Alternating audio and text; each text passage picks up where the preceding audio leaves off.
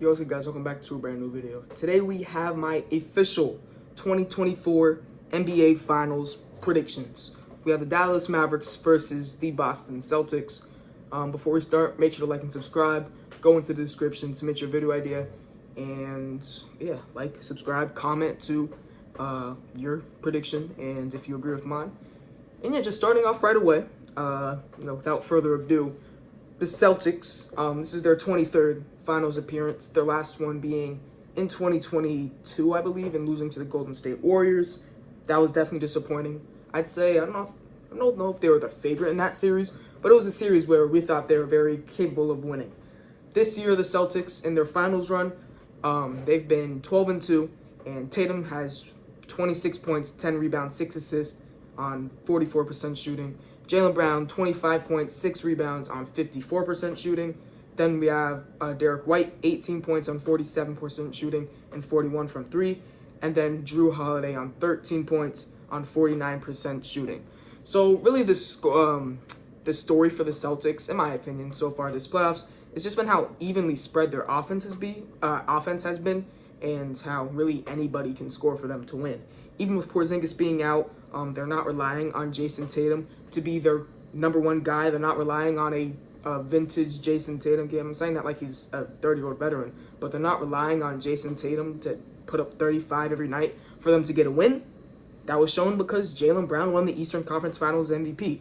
And with Jrue Holiday having a great Eastern Conference Finals, Derek White bringing it on both sides of the ball, Jaylen Brown being arguably the best player on this team when it comes to playoff time, Jason Tatum still being able to do the things we know he can do, Al Horford being able to stretch the floor and play both sides of the ball, and Porzingis isn't even back yet. So the Celtics have I think they have a lot to look forward to on the offensive side with Porzingis being back.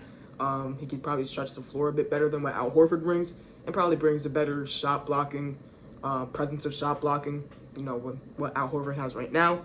And another thing I want to mention for the Celtics is how dominant they've been in the fourth quarter, and more specifically in clutch time. If you're not familiar with the clutch time in the NBA, it is when a game is within 5 points with 5 or less minutes left. This year, or this playoffs, the Celtics had a 127 .0 offensive rating during clutch time. If you're not familiar with advanced statistics, then I guess you could skip this, but I thought this was pretty interesting.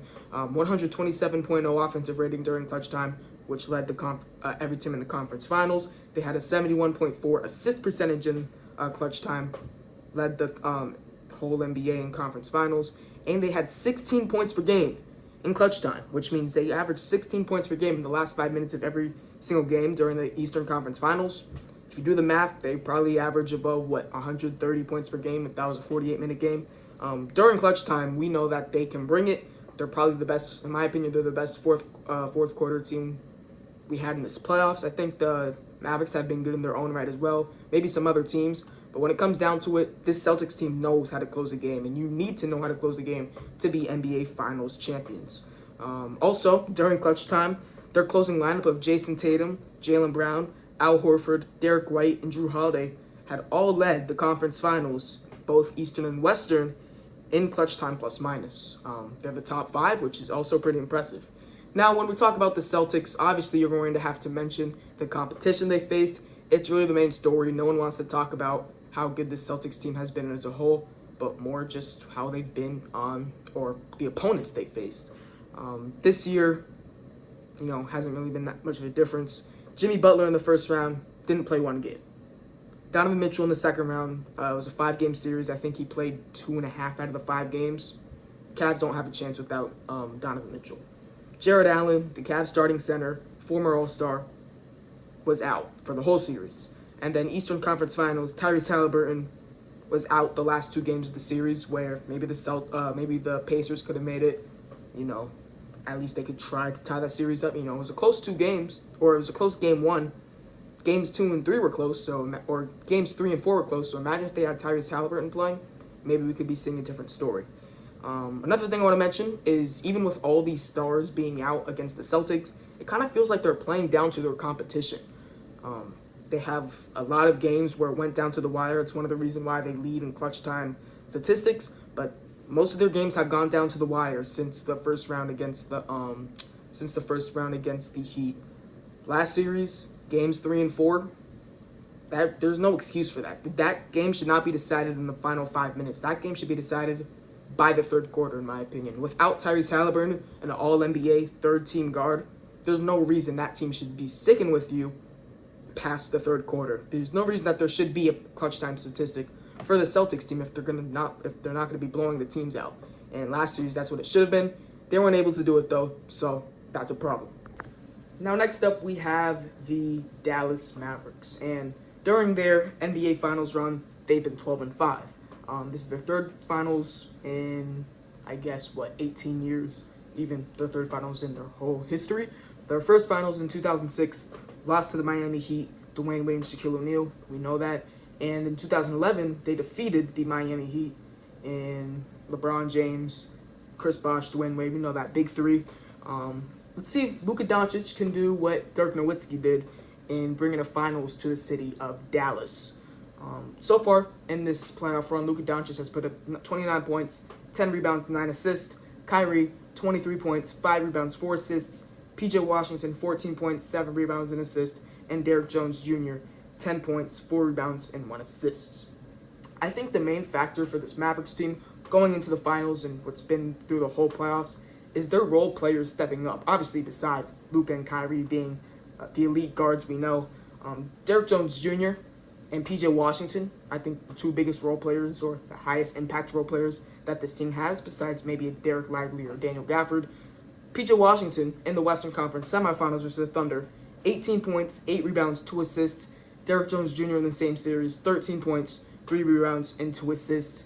When these two guys can hit their open threes and play solid defense on the other side of the ball, obviously Derrick Jones Jr. is going to be counted on a lot to guard the other team's best wing player. This team can win a championship. So if they hit their open shots, play solid defense, the Mavericks have been playing at a championship level. The other factor I think I have for this Mavericks team, again, apart from Luka Doncic and Kyrie Irving, is their defensive twin towers and how stout they've been on the defensive side of the ball. During the Western Conference Finals, Derek Lively and Daniel Gafford combined for 4.1 blocks per game against a team that has one of the best, or two of the best big men in the league, in Karl-Anthony Towns and Rudy Gobert, and also had the sixth man of the year, who was Naz Reid. Obviously, Gafford had a couple of timely blocks against Cat during that series. It was clear that these two guys, the Mavericks are going to need them to be very good on the defensive side of the ball, to average around 4+ blocks combined if they want a chance at beating the number 1 overall seed Boston Celtics. Gafford and Lively held Karl-Anthony Towns to 37% shooting from the field and 24% shooting from 3 during the Western Conference Finals, and held the sixth man of the year, Naz Reid, to 5.5 points per game on 35% shooting from the field and 0% shooting from 3 in games 4 and 5. So it's clear that the Mavericks have two of the best big men in the league, and they're playing at the peak of their powers right now. And one of them is even a rookie. The last factor for this Mavericks team, the obvious one, is their backcourt. Luka Doncic and Kyrie Irving have been worldly during this NBA Finals run. Kyrie averaging 27 points, 5 rebounds, 4 assists during the Western Conference Finals, and Luka Doncic averaging 32 points, 10 rebounds, and 8 assists during the Western Conference Finals. Obviously, in the closing Game 5, they had their elite performances. They combined for 72 points and embarrassed the Minnesota Timberwolves on their floor to advance to the NBA Finals. That was a really bad game for the Timberwolves, by the way, and definitely a disappointing end to their exciting season. So that's for the Mavs, and now it's time to look at the factors between these two teams. During the regular season, the Celtics beat the Dallas Mavericks 2-0 in their season series. Celtics averaged 129 points per game, and the Dallas Mavericks only 110 points per game. Now, the keys for the NBA Finals series, first with the Dallas Mavericks, I think they need a punch off their bench from either Tim Hardaway Jr. or Jaden Hardy, specifically one of their guards, to dominate this series in bench points, because the Celtics, I don't think, have as much scoring boost off the bench. You do have Peyton Pritchard, who's solid. I guess now you're going to have Al Horford, Sam Hauser, but Tim Hardaway Jr. can give you 20. He hasn't been able to do that during the playoffs so far, but he's capable of 20 points per game. And while he's been inefficient, he still is going to give you 20. Jaden Hardy, obviously a younger guy, but he had his stretches during the Western Conference Finals where he hit his threes, where he was solid on defense. So if they can get one of those guys to average maybe 15, 16 points per game during the Western Conference Finals, along with P.J. Washington giving you his 15 solid defense, good three-point shooting, Derrick Jones Jr. hitting his open threes, I think the Mavericks could have more of a chance if that were to happen. Second one, Derrick Jones Jr. and P.J. Washington need to hit their open threes, because if they don't, if Luka's going to be able to get you wide open three looks, and you're not hitting them, you're not going to win this series. The Celtics are just that good on the offensive side of the ball, where if you can't keep up with them on that side, you're not going to win the series. And obviously, Luka and Kyrie are going to have to continue to do their thing, start off strong in every game, because we know the Celtics, they'll let you get into the game. You know, in the fourth quarter, that's when they'll turn it on. But before then, they're very reliable. And that's when Kyrie and Luka can do what they do best. Now for the Boston Celtics, their keys to the series, I think number one has to be to shut down Kyrie and Luka. They have the players to do that, though. In Jrue Holiday, Derrick White, and Jaylen Brown, they're just going to have to play their best perimeter defense they've done in their career. Jrue Holiday, multiple-time defensive first team, I believe. Derrick White, multiple-time defensive team. Jaylen Brown probably should have got it this year, didn't get it. But those are three of the best perimeter defenders in the league. And Luka and Kyrie will be facing the hardest perimeter defense they've seen all playoffs. The second one, I think, is going to be kind of opposite to what we said about the Mavs' key of having a punch off the bench. The Celtics need to keep up with their bench scoring. Whether it's Payne Pritchard, Al Horford, Sam Hauser, one of those guys are going to have to make an impact off the bench, because if the Celtics can't keep up when their bench is on the floor, the Mavericks can and probably will win this series. They also need a strong 1 to 3 quarters. I mentioned before, yes, they're the best fourth quarter team in this playoffs, but if they don't start strong, Kyrie and Luka will punish you. You cannot let Luka Doncic have a 25-point first half and expect to win a game. My prediction, though, as much as I hate to say it, it's going to be Celtics in 6.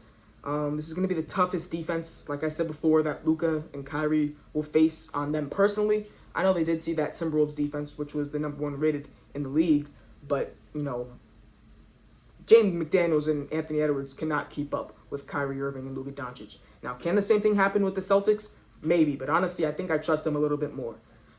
The versatility, Jrue Holiday, Jaylen Brown, and Derrick White, I think will be tougher than what they saw with Jaden McDaniels and Anthony Edwards. Also, barely mentioned it, but Jason Tatum obviously is going to have a big series as well. I think I'm going to have to go Celtics in 6.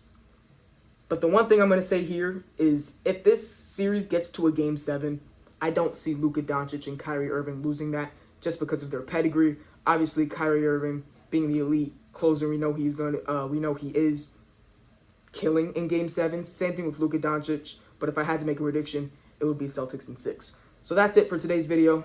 Put in the comments who you believe will win the NBA Finals and how many games. Make sure to like and subscribe. And yeah, see you next time. Peace.